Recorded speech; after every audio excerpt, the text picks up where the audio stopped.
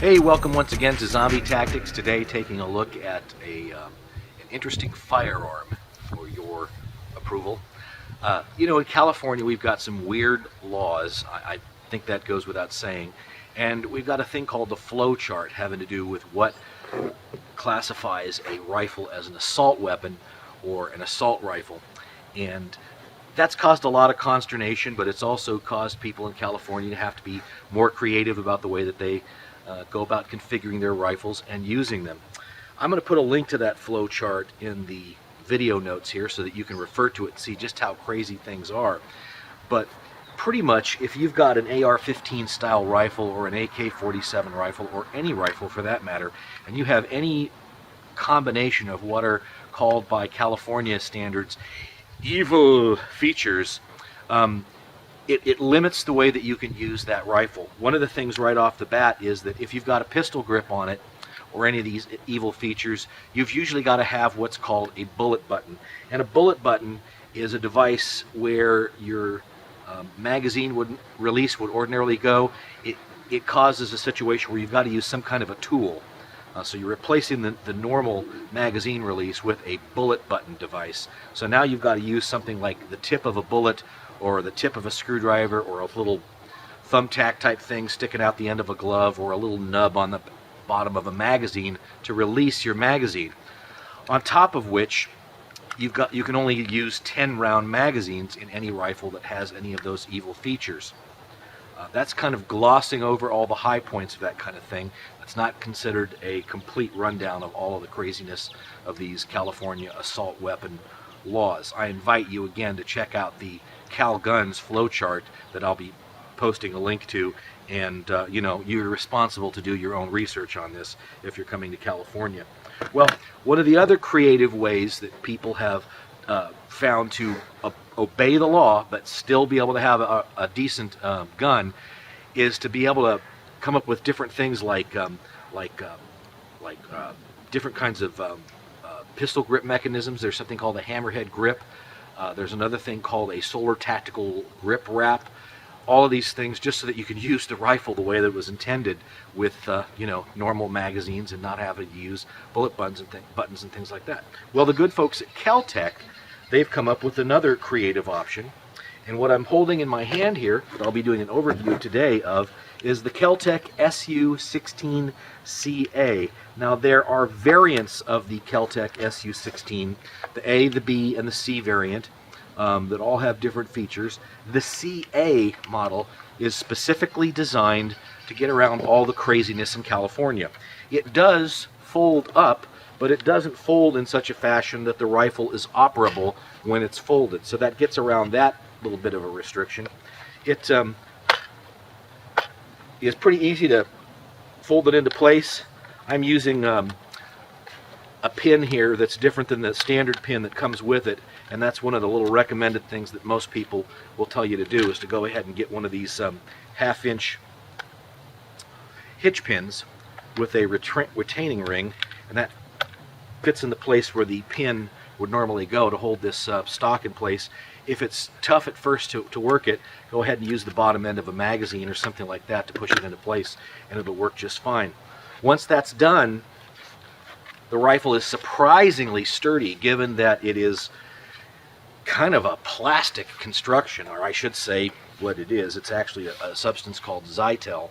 And the design of the rifle overall is as though Mikhail Kalashnikov, the designer of the AK-47, Eugene Stoner, the designer of the AR-15, like they got together with Glock to design a rifle together, and none of them really got their way, and they didn't really get it totally right, but what they ended up with was something pretty good.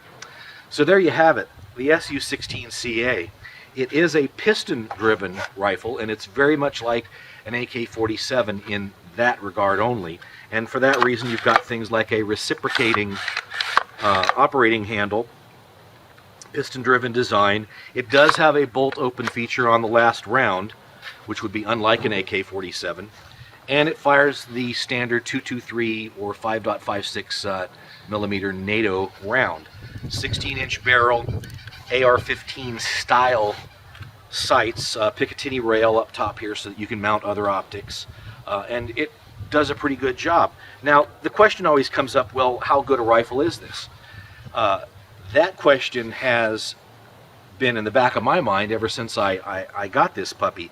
And I have to be honest with you, the first couple of times I took it out to the range, I had nothing but failure to feed after failure to feed, stovepipe after stovepipe, just a host of problems through about the first 100 rounds that I shot through this rifle. Whereupon it immediately, after about the 100th round, started working perfectly. And by perfectly, I mean that the rifle has not bobbled since. It shoots the military round, 223 5.56, so in that respect, it's every bit as effective as any rifle shooting that round out of a 16-inch barrel would be. I don't think it's necessarily as accurate as an AR-15. It's definitely not as reliable long-term as an AR-15, particularly under bad weather conditions. And the cold, in particular, seems to have a great effect on this stock here. You don't really want to bang this thing around in freezing temperatures because apparently the stock will crack. I've heard that reported over and over. But it's been amazingly reliable for me otherwise. I recently took a tactical rifle class where I shot about, pretty close to 2,000 rounds through this over the course of 2 days. And in a class of about 15 guys, there were AK-style rifles that were having various issues. They wouldn't function. There were AR-style rifles that were having various issues and they wouldn't function. There was actually a SIG 5.56 that had a major problem in the first day of the course.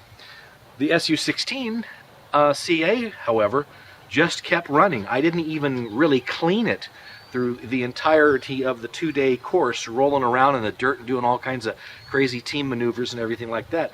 The most that I did is I ran a bore snake through it on the second day, and it just kept functioning like a champ.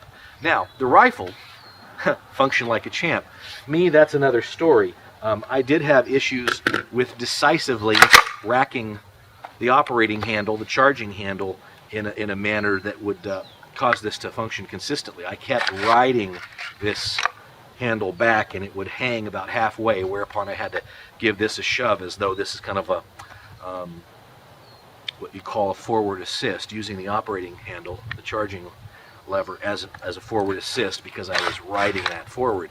But if you give that a decisive flick of the wrist there, cram it all the way back and let it fly, it's going to feed the rounds every time. Some issues I did have, there is a thread protector on the end here because while they did make it for California, they did make it so that you can add a muzzle brake or a flash hider using standard AR-15 style threading. You know, if you put a flash hider on it, that's an evil feature in California. And so you'd have to go back to having a bullet button on this, but a muzzle brake is not.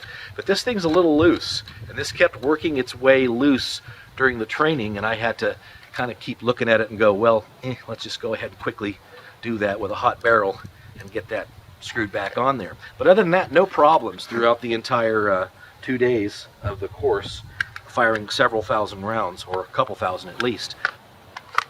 The 10 round aluminum magazines that I had from a surplus buy many years ago work just fine in these. No problem with those at all. The 30 round P-mags that I had that are rebuilt from some old military surplus I bought at an Army Navy store, those worked fine as well also, with one minor point, and that is that the 30 round mags really ended up being 29 round mags in this case, and I understand that that's a consistent problem with AR-15s in many cases as well, so I won't hold that against the KelTec. But again, no bobbles with these, no bobbles with the 10 rounders. One major quality point that I'll bring up, the CA model does come with these two sort of plasticky 10 round magazines of KelTec manufacture. They're designed to fit here back in the stock, so that you could carry 20 rounds of ammunition with you when the rifle is in the folded condition. I have a recommendation for anybody that decides to get one of these KelTec rifles, the SU16CA. Take the factory magazines and throw them away because they're worthless. or do what I do, keep them around for malfunction practice, because you're going to get a lot of those with those magazines. They're pretty much garbage as far as I'm concerned. I'm actively looking for something to fill this space with. Maybe I'll use it as a place to hold a cleaning kit, or some batteries for flashlights, or a small survival kit, or something like that. I did buy KelTec's sling kit, which has sling attachment points on the stock and on the fore end of the rifle.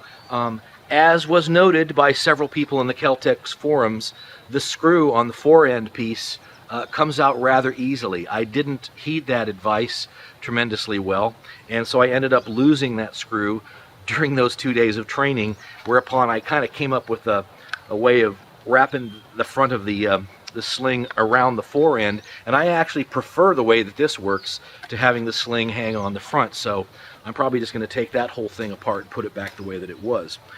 Accuracy wise, it didn't seem to have the accuracy of a very good quality AR-15, but it was holding up with the cheaper ones, and it was holding up with the AK style rifles in the course, from what I could recommend. So I think that the KelTec SU16CA is a good buy, given that this rifle is available for around $500–600 in California if you look around. I would not compare it in quality with a better AR platform, but for the price, it's about the best you can do. Certainly this is less money than a Mini 14, and overall I would say that it performs every bit as well. Minor quibbles about the possible long-term reliability given the Zytel stock, but there are ways around that as well. So for California, you've got a pretty decent rifle that can pack up in a small suitcase and go with you everywhere. That's the KelTec SU16CA. I think it gets the ZombieTactics stamp of approval for a good, if not great, quality carbine for citizen home defense or good old bang-around truck gun. That's ZombieTactics for today, and we'll see you next time. Bye-bye.